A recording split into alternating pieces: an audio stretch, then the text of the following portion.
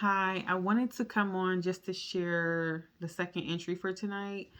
So, this one I'll try to make a lot shorter. It's really late, and my last video was a lot longer than what I expected due to my tangents and whatnot. So, I'll try to make this one a lot shorter and stay to the paper as much as I can. So, this video I titled Sin Cycles.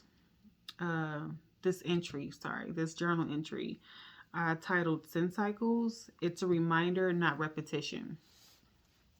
And I'll go ahead and share. So I said, sometimes when we have been brought out of something and we can't see it in our rearview mirror any longer, we think we have created so much distance between us and that thing or person that that thing won't catch up with us again, or it won't be able to find us again. While this is true for some things, other things we're not too far away from yet. We can still see them in the distant if we look in the rearview mirror. They say you can't stay focused on what's ahead if you're constantly looking back. And while I guess that's correct, we keep focused on what's ahead. Looking back for a point of reference is also important. And quick pause. That brought me to something I had heard Jim Rohn say. He said something about you let your past be a school and you look back for reference, but you look forward for inspiration, is what I believe he said. So I think that's true in a lot of respect, actually. And I said, yeah, you look back for a point of reference. As if you were parking your car. You need to look back in order to judge the distance between your car and their car. Am I too close to this car? Am I in my lane? Is this person going to scratch my car, damage my door if they can't, uh, if they try to get into their car? Did I leave enough distance between me and them so that nobody's car is damaged? So, yeah, looking back is sometimes important. I think it keeps you humble and it's a reminder of what God has delivered you from. So that way you won't believe it's your own doing. But what about as you're moving ahead, all the other potential potholes and construction and things that causes headaches and delays while we're still working on ourselves? There are people that we encounter that may still be under construction themselves in the very area that you've already remodeled. So, what to do when there's a reminder in front of you? And I had listed a couple of examples here. And I said, like, for example, if you decided to become celibate or abstinent, but your friends invite you to a fun party. Now, a fun party, for anybody who doesn't know what that is, I'm not even sure if they even exist anymore. But I was invited to one a long time ago, like a long time ago, many moons ago. But it's like it's sex toys and sex things, and that's what it is, and they call it a fun party, and it's a bunch of people who get together and purchase things, and that's what it is. So yeah, so it's like you decided to become celibate, but you have friends that invite you to go attend one. Um, yeah, potential pothole. It's a potential pothole. Or what if you decided to stop drinking or partying all the time, but your partner or friends or your circle still wants to go out all the time? What do you do? Um, and here's one of my personal transparent examples I'll share really, really quickly. So I noticed that now, a long, long time ago, I used to smoke a lot, like a lot. I used to smoke a lot, to be honest. Not necessarily cigarettes, but weed. I used to smoke a lot, just to be honest. And so I notice now that, now this was many, many, this was some years ago, okay? So, but I notice now that I'm driving behind people who are smoking and I can smell it in their, like, smell it from their car. I've also noticed, like, if I'm passing people in a store that they smell like it heavily. I'm noticing that in my apartment building that the building will smell like it because somebody's smoking in their apartment. So it's like if that's like your thing, like if you're somebody who you partake in that, that's something that you you participate in that activity. Um, but let's say you're wanting to stop that activity and you've stepped away from that and you're working through that. A potential pitfall would be, maybe a trigger would be to smell it, or to be around people who still do it. But even like the simple thing of the smell would trigger people to want to go back to that. And I bring that up right now because it's so interesting. I've been delivered from that. It's not a craving for me anymore. It's not. It actually makes me nauseous to smell it. But if I wasn't delivered from that, the constant having to smell it, and it's so weird that it's frequent, as frequent as it is. It's really bizarre, but um, yeah, if I wasn't past it, then these might be a lot of triggers for me that would kind of be a repetition, a repeated cycle to get caught up in, is what I'm saying. So, everybody's thing is different. What you're trying to step away from, what you're working through, it's different for everybody. So, had I not been delivered from that and have stepped away from that, then this might be a trigger for me, what I'm experiencing. Yeah. So I thought I would mention that.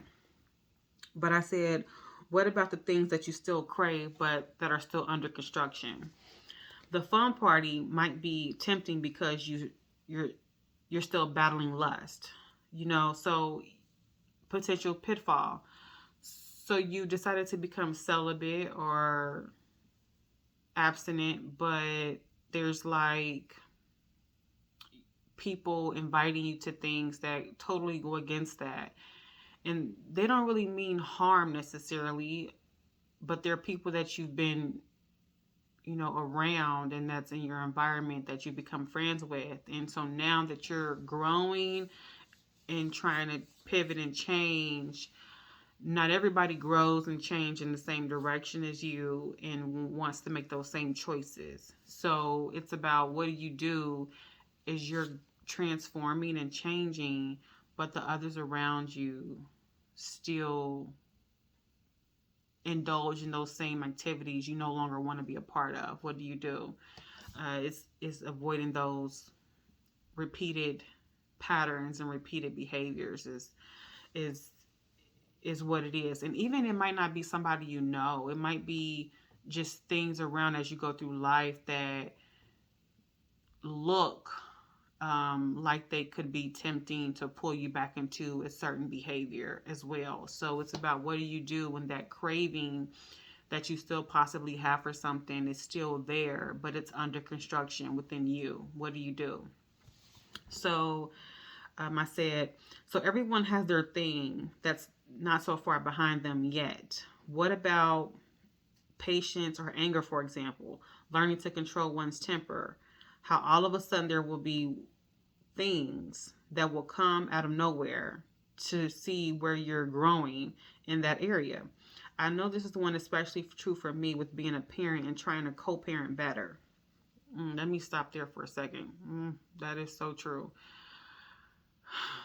I'm going to make another journal entry about this. I started one, I didn't finish it yet, but I'm going to make another entry about this and talk about it. Because what I've come to understand is that as I'm going through my spiritual journey here and my healing, and I've come to get more knowledge and read more and change certain things about my character and continually push to become better in a lot of ways. Again, not everybody grows to the same level, and this is especially true for all the people out there, not just women, I'm going to say men too, who are also on their spiritual path and they are really trying to be upright and live as righteously as possible, and they're learning and growing. And unfortunately, one of the things that happens is that as you're changing, the person that you may have decided to parent with um, may not be.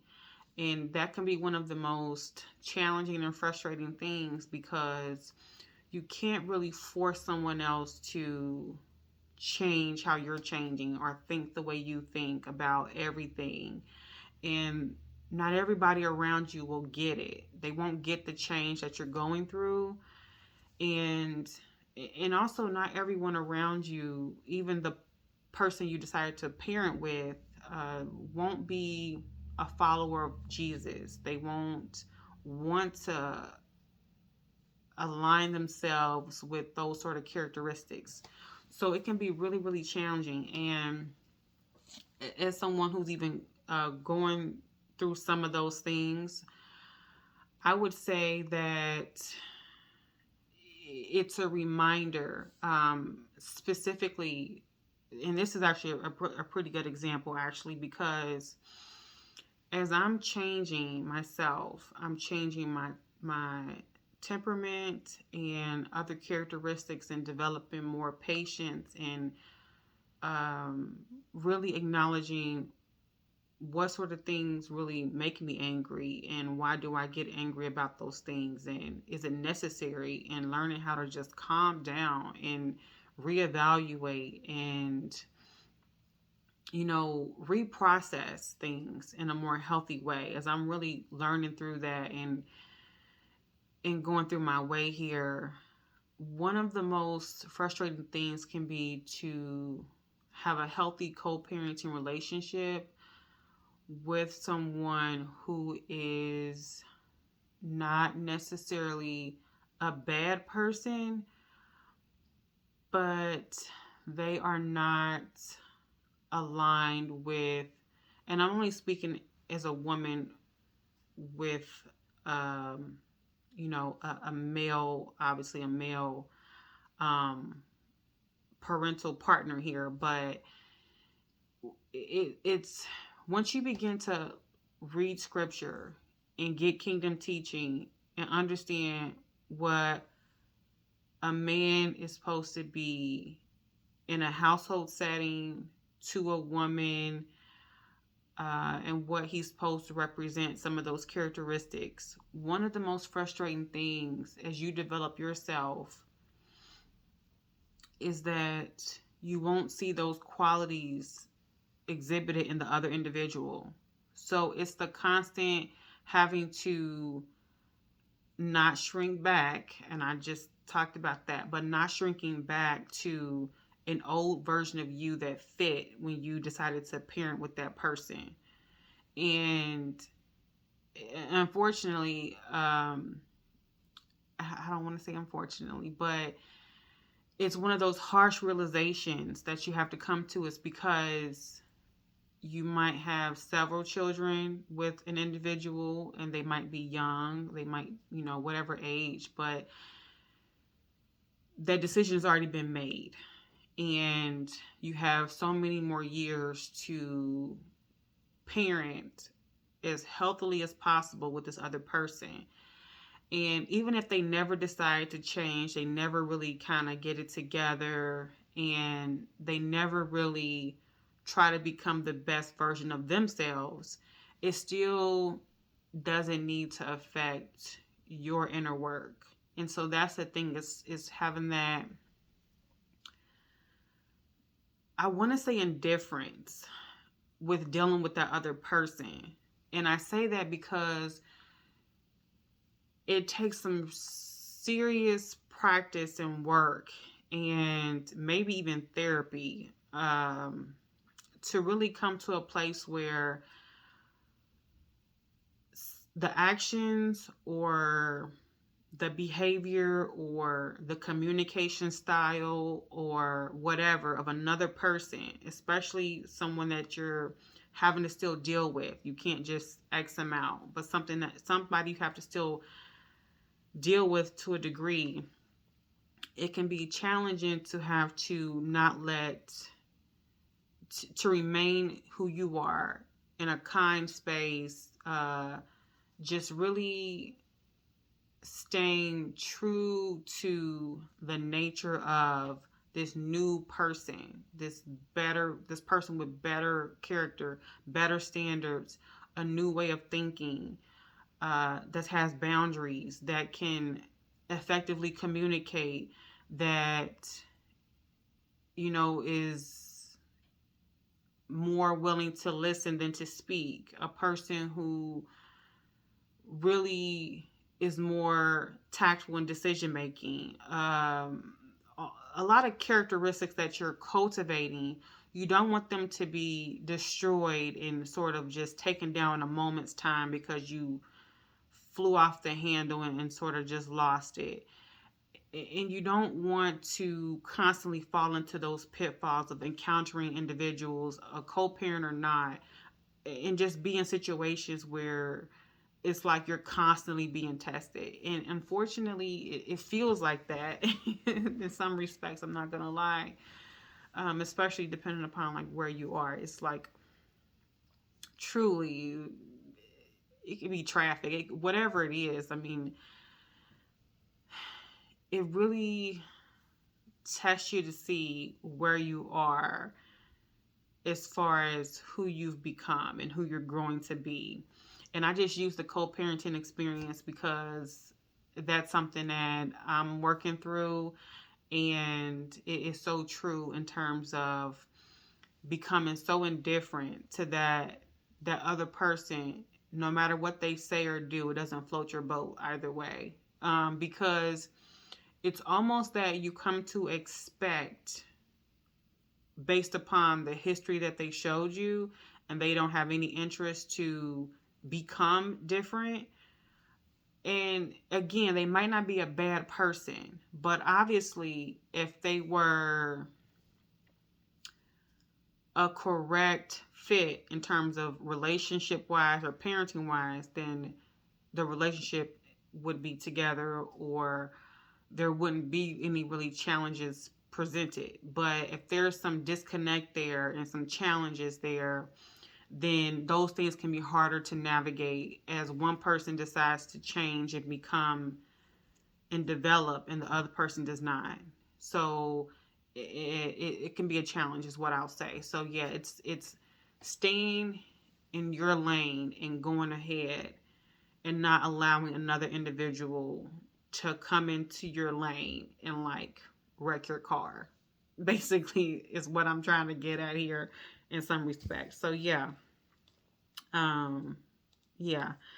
So I said, what is your potential pothole? Everybody has one. What's your craving that you still have that's under construction? Maybe don't put it in the comments if you see this. If you don't want to share, that's fine. But like, what's your thing? And I would say, like, for people who have like maybe a large social group and friend circle, and you feel like nobody's really getting your vibe right now and like what you're trying to do and who you're trying to become, and nobody really gets it.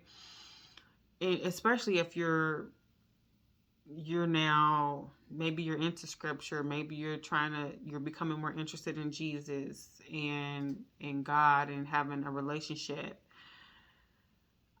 I'm not going to say to totally dismiss people, but what I am saying is that there has to be a level of boundaries there, absolutely, because, and it may mean, you know, those relationships dismantling, and it might happen naturally, and God has a way of doing that also. So but it's definitely boundary setting and standing firm with this new person and the new interest in this new way that you are wanting to seek out. It's standing firm in that. And there's nothing wrong with that. Again, because everybody has their different points of growth and in which they choose to grow as well. So it's different for everybody, but it's important to acknowledge like what is your potential pothole? What's still a craving for you that you haven't really gotten past, but you're working at it. So it's important to acknowledge it, so that way you can kind of stay away from those environments as much as possible, or people who try to pull you into those environments or bring you back to a place that you once were, that you've already moved on from. So that's really important, I would say, to really acknowledge it and be real with yourself about what is a temptation for you, to be honestly with yourself, is what I would say as well. So I said, not all potholes can be avoided, but you may occasionally get the flat tire and you may occasionally get the flat tire and you aren't even aware of what your pothole is and you can't swerve around it.